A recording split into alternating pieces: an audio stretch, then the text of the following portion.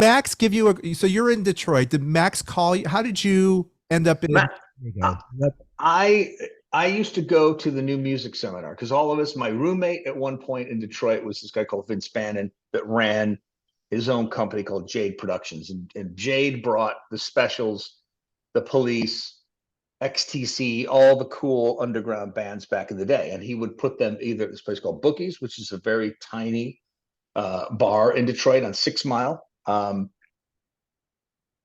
It was a gay bar that basically had a stage. Next door, 2 doors down, was this place called Menjo's. Menjo's was also a gay bar, but it had the best fucking sound in town. They actually had T-shirts that said the best fucking sound in town.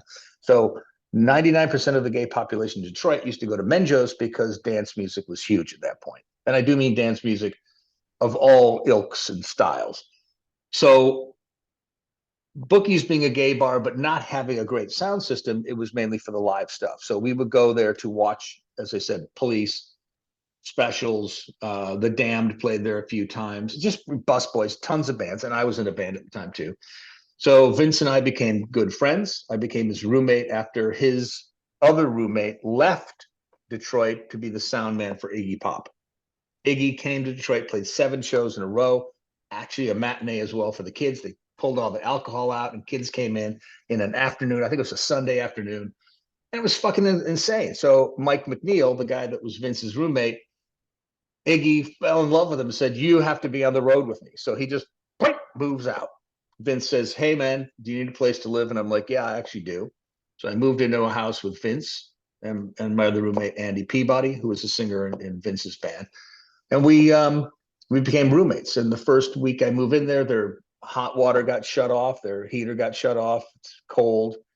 The inside of the shower was green. I remember thinking, God, this can't last forever. Probably about 2 months of that shit. And then the hot water finally got turned on. We could clean things. And I used to go hang out and stuff. And I got my own radio show about 6 months later. And so I was able to interview all the bands and put them someplace and became kind of I was the radio version of what was happening. And because you go in the clubs and listen to, 7 inches and that stuff. And I just took it to the radio. So while I'm in Detroit, everybody would go to the new music seminar. New music seminar was the premier place to basically see all these cool new bands and stuff. You would just pop around these clubs and things and meet them. And, I met Malcolm McLaren back in the day. And I met a whole shit ton of people that were living in New York. And met the Beasties back in the day, before they were doing anything. So all of this stuff was wrapping up. And while I was in New York for the new music seminar, that's when I ran into Max Tolkoff. He was running 91X. So this would have been about 83. They'd flipped format. So a good 3 years after I'd started doing radio. Meet Max Tolkoff. He finds out about me. I find out about him. I lost my job at the end of 84. Here's where it gets weird. I owed my purveyor of narcotics. I owed my purveyor of Your pharmacist, right? Your my pharmacist. Yes, my pharmacist. Okay, yeah, which is I, no. I owed him some money because at one point I was going broke, and I started a pharmaceutical side business, if you will.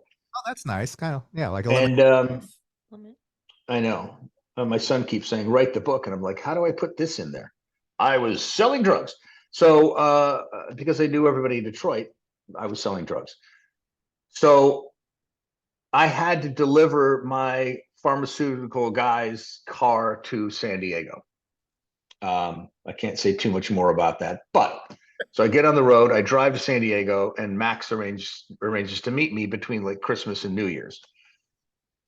Stay in a hotel. I go meet Max, go to the old 91X building, and he meets me. I think he takes me down to Mexico, and it was fucking mind-blowing.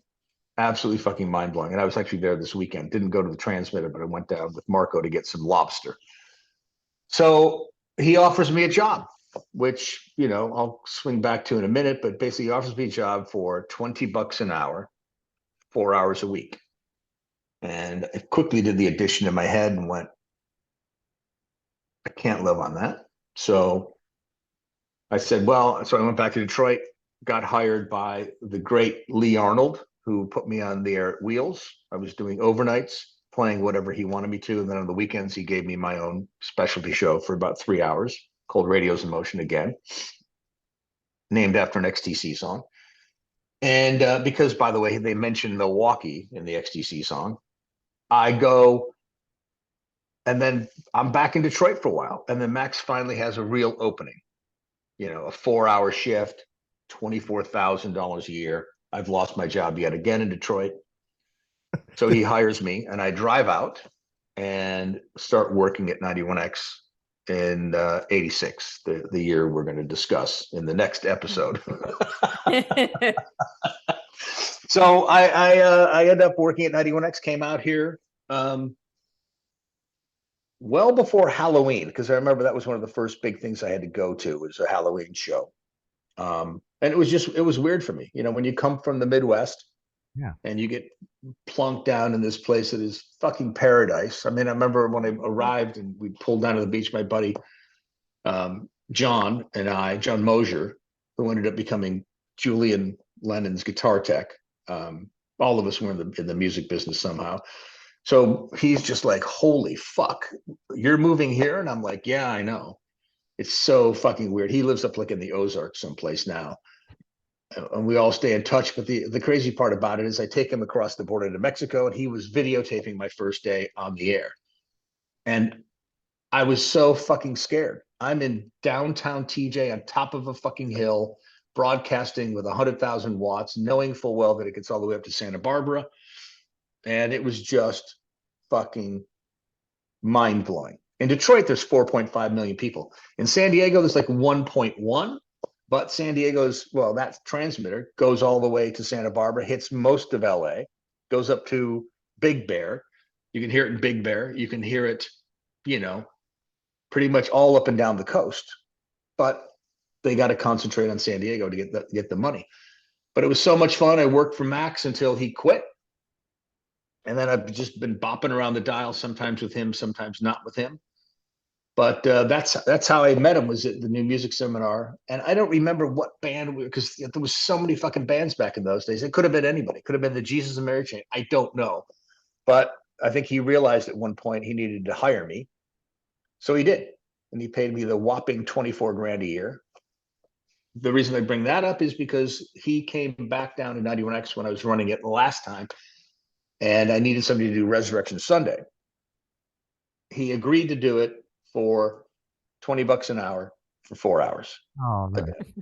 So I just told him, I said, this is just, this is just my payback to you, this is what we can offer you. So he was making, and he gladly did it. Got up at like 2:00 in the morning. He would drive down here, get all prepped and stuff, do the show, and drive back to LA. It's like the old, yeah. Oh my God. Takes balls, right?